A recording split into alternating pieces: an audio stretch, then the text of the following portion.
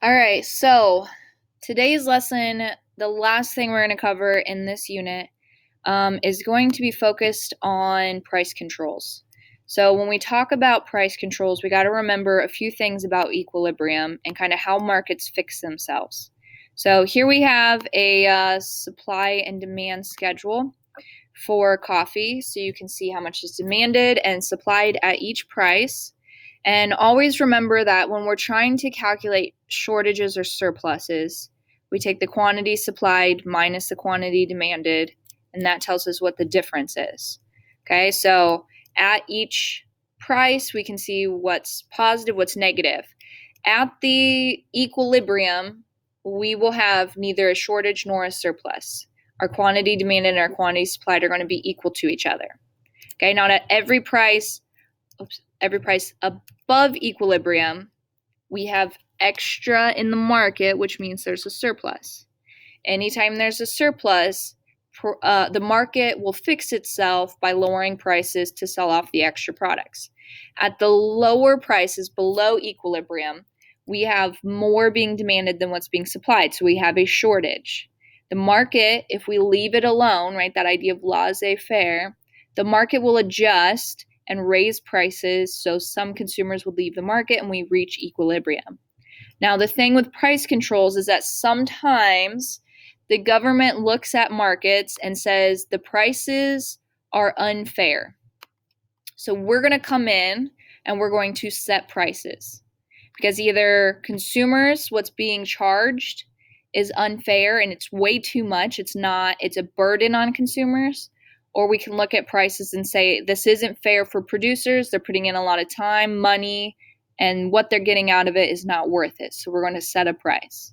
Okay, so there's two things that the government can do. They can set a price ceiling or a price floor. A price ceiling is a maximum price that can be charged for a good or a service. So they're going to come in and say, okay, that equilibrium price is too high. And this time, a price ceiling is focused on the consumer. Okay, if it helps to think of ceiling starting with the C and the consumer, that'll let you know who it's focused on, and that may help you remember that it's going to set a maximum price that is lower than equilibrium. Okay, so what this looks like on the graph is this right here. We have our equilibrium price, and then the government comes in and says, boom, here's the price ceiling. You cannot charge more than this price. It doesn't matter who wants the price to go up, you cannot raise the price above this set level. Okay, so the reason it's called a price ceiling, even though it's below equilibrium, is for this reason here. Whoops. No matter how hard you push on the ceiling, you cannot raise the roof. Oh, yeah.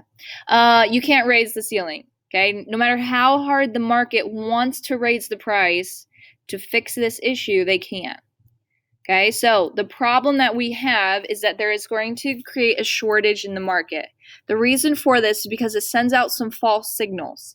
That lower price tells consumers, hey, this product is cheaper than what it was before, and consumers are going to want to buy it. And so more people are going to show up to purchase this product.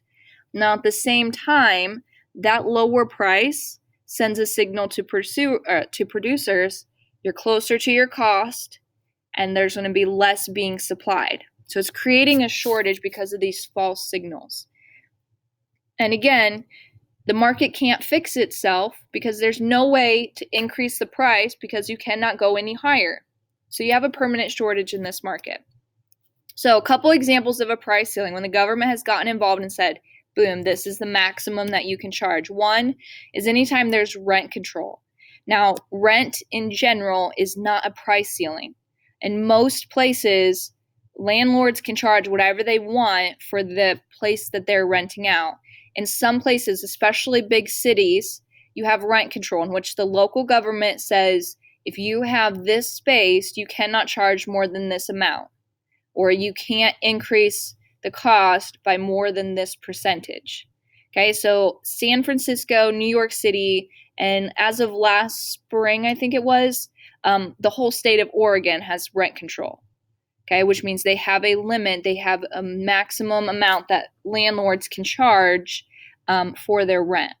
Okay, another example, in the 1970s, OPEC was withholding oil from the United States, and so we had a shortage in gas.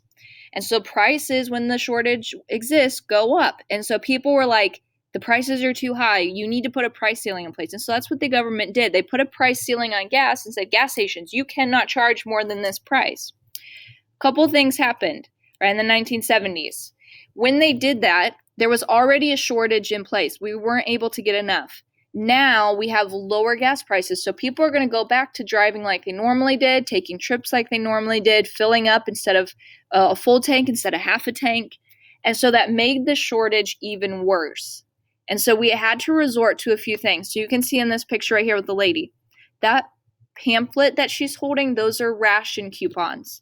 So you would get those every month, and you would take it to the gas station, and you could only get what that ration card said you could. So maybe it's like you can get 3 gallons, and that's all you could buy until you use your next ration card. And once you use up all those slips, that's it for the month. You don't get to buy any more gas until the next month when your next cards come.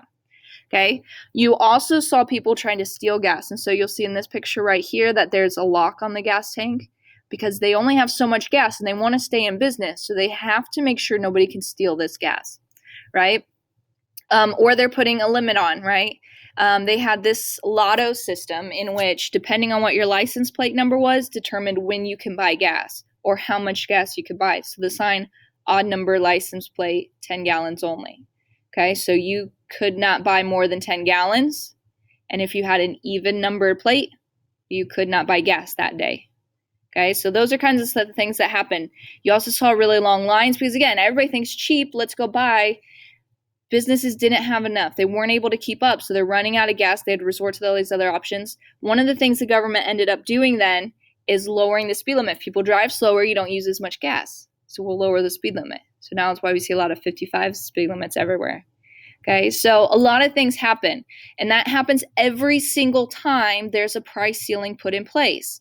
The market cannot fix itself. There's a permanent shortage, and so other things have to happen besides raising the price to try and encourage us. So one of the things is that if we need production to increase, the government could try and subsidize that and say, okay, businesses, we need you to make this much, and you're saying it's not worth it, so we're going to pay you if you increase your production. And so then we can reach equilibrium. Now, here's the thing with that. Anytime the government increases subsidies, that increases government spending. And if they're not increasing taxes, that increases our debt. So is that worth it? You got to ask yourself that question. The other thing we just talked about, the black market, they start to form. Anytime there's a price ceiling in place, people are going to be trying to sell it secretly. I know we think black market, we think like drugs or weapons or organs or something like that. It can be anything people are secretly trying to sell and not let the government know about. Okay, we also see rationing. We see a lotto system. And businesses will look to other ways to maintain their profits. So a lot of those gas stations would be like, hey, we'll clean your windshield for this much money. Or we'll check your tire pressure. We'll do all these other things, but you got to pay for it. Because they're trying to make money in other ways because they can't make it from that original product. Okay? The other thing the government can do is they can come in and say, this equilibrium price is too low. This is unfair. Usually this is going to be for producers, and so they're going to charge a minimum price. Okay, so they're going to set a price floor above equilibrium because the equilibrium price is not fair. It's too low. Okay, and so again, they cannot lower the price any further because they set a minimum. So what this looks like on the graph is right here. This is where equilibrium would be. This is where the price floor is set. So again, no matter how hard you push down on the floor, you cannot push the floor any lower than what it is. So the market cannot adjust to this. It cannot reach equilibrium because you can't lower the price, right? In this case, a price floor creates a false surplus because it sends a signal out to producers. The price goes up. You should make more. So more is being supplied. And it sends a signal to consumers. Price goes up. And so consumers demand less, right? And so this is a false thing. So we have more product in the market than what we need. And usually businesses would put that product on sale so that they can reach equilibrium. They can't do that because to put it on sale means to lower the price and you can't go lower than the price floor. Okay, so it sets a permanent surplus in this market. Okay, some examples of this would be minimum wage. Okay, now labor is an own beast kind of thing to look at, but by setting a minimum wage, the government is saying this is the minimum you can pay someone for their work. Now you can go over that, you can raise that, but you can't go lower than that. Okay, so that's why we see a lot of arguments. You should raise that. Okay. Another example would be, and more frequently happens when we're looking at agriculture.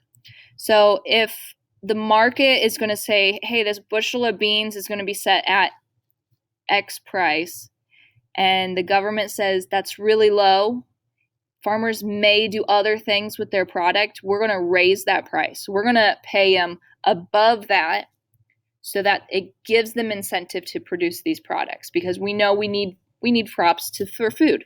And so it encourages them to continue to produce, even though the market says those products are not worth that price.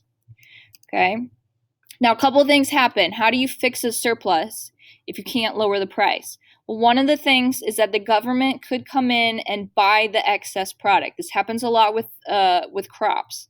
Okay, so we have corn that's being produced. There's a surplus of it.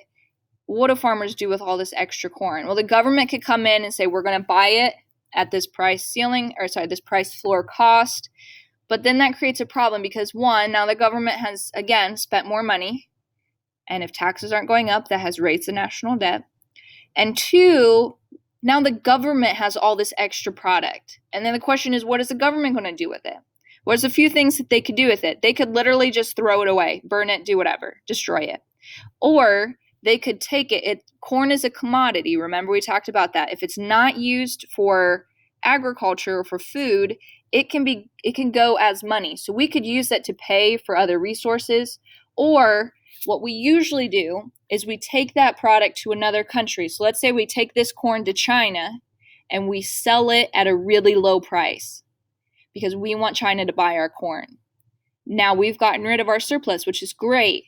But in the Chinese market, all those Chinese farmers that grow corn have a lot of extra product. We've wrecked their system now because they can't go anywhere with their corn. Okay, so we fix our problem, but we create problems elsewhere. The other thing they could do is subsidize consumers. So we're saying consumers, we're not willing to pay this price for this product. If the government says, hey, we will give you a tax break, or we'll pay you to buy it at this price, consumers buy it at that price. So it increases the demand to get to that point. Or they could control the amount being produced. So they could say, okay, look, we know you want to produce this much, but that's too much. So you are, one, you have to pay this minimum price, and two, you have to produce this amount. You can't produce more than that. So it seriously restricts the freedom that is on businesses. Okay. So those are the two things that the government can do. Most economists are going to look at price ceilings and price floors and say these are bad. We do not want the government to get involved. It creates more problems than what it solves. And that's usually why we don't see a lot of price ceilings and a lot of price floors existing. For the most part in the United States, the government tends to stay out of it and lets markets fix themselves. Right? In a few cases, like we talked about, they do get involved. It does create problems. It has what we call externalities, so unintended consequences, right? Like a black market forming, where we're wrecking someone else's system. Okay? So if you have questions about that,